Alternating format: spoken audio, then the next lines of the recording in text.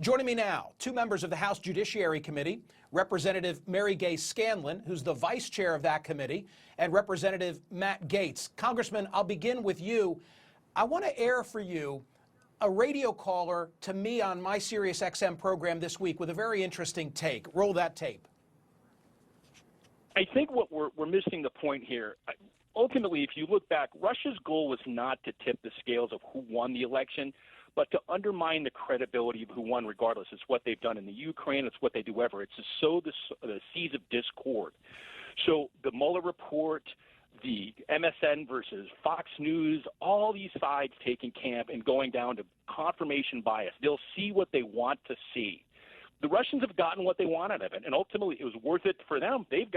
We're in turmoil. We can't agree on anything. We've got it's like a mini civil war, and they've planted the bomb. Congressman Gaetz, isn't he right? That was Casey from Orange County, California. Isn't he right in saying the Russians got an enormous bang for the buck? We're still fighting among ourselves. We're certainly right about that, and I would extend it to say that the Russians win when we allow our intelligence community to be politicized, when we allow political opposition research to function as a basis for a warrant to spy on American citizens. That not only calls into question our democracy and our political process, but also the critical intelligence tools we need to combat Russia's malign influence campaign around the world. I would take one exception with the caller's note, and that would be that I do believe that Russia wanted Hillary Clinton to lose, and I think that strings back to her calls for the Russian people to revolt against Putin. Well, that's the way that it turned out. In other words, initially they just wanted to foment discord. I'm relying on the report, but ultimately they did want to benefit Donald Trump. Wait a minute, though. I want to back up because I keep hearing this, particularly on Fox News in prime time. You are again raising the whole issue of the origin of this investigation. Was this investigation not worth it, where 37 individuals and entities were indicted by Mueller for having meddled in our election? Do you want that there had been no investigation? Yeah, I'm a no vote on the Smerconish poll. The reason is that none of those 37 people will ever face justice. And God forbid if they showed up and tried to use our criminal process to try to uncover sources and methods that our intelligence community uses. So those were ghost indictments. They're never going to result in any consequence. And they confirm what we've already known, and that is in the past and sadly in the future, Russia has and will engage in a campaign to undermine democracies both in the United States and around the world. But don't you as a member of Congress need the information that Mueller just provided you so as to make sure this never happens again? Well, we actually have that information, Michael. We get a lot of briefings around the world and in the Congress, and a lot of those briefings go into great detail, not only about the goals and strategies that Russia uses, but the specific tactics, whether it's bribing religious officials, co-opting news agencies, trying to compromise people in government and record them. These are tactics that are not unique to Russia's relationship to the United States. They do it particularly in Eastern Europe and the Balkans and those areas that they deem their sphere of influence. Respectfully, you're telling me you didn't learn anything? That you knew all this, all that was contained in those 400 pages about the vast way in which Putin sought to undermine our election and our society? I'm shocked by that.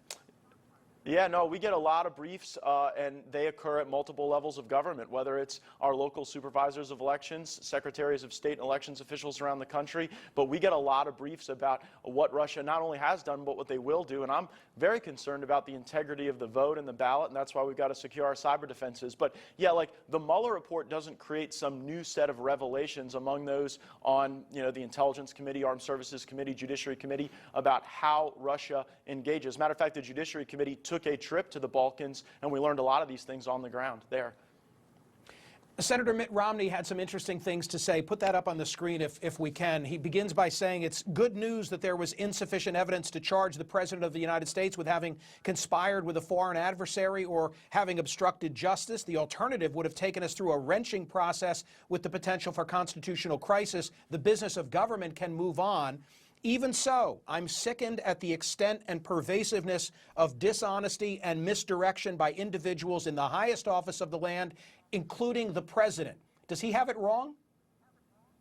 Well, Mitt Romney's not a big fan of the president unless he wants to be the Secretary of State. So I think that that's in keeping with Mitt Romney's views on the president and particularly the way he behaves with his staff and the way he communicates. I do take exception to your commentary at the beginning that the president was never in jeopardy because you failed to identify the three factors that Mueller identified. First, that it's hard to figure out where Article 2 ends and where improper activity would begin. Second, that there's no underlying action of collusion. And then third, that a lot of the president's action occurred in public, and typically you don't obstruct justice on Twitter. You know, it's typically a clandestine activity that demonstrates a corrupt intent. None of those three would be a complete defense, but when you combine all of them, there are difficult questions of law and fact, and I think that's the reason that there wasn't a determination that the president should be charged. Your analysis that Mueller has to decide if he's guilty or not was never the call of the prosecutor, was never the call of the special counsel. He was supposed to determine whether or not there was a basis for a charge. There wasn't. He was never assigned to be judge, jury, and executioner and make a final determination on the merits.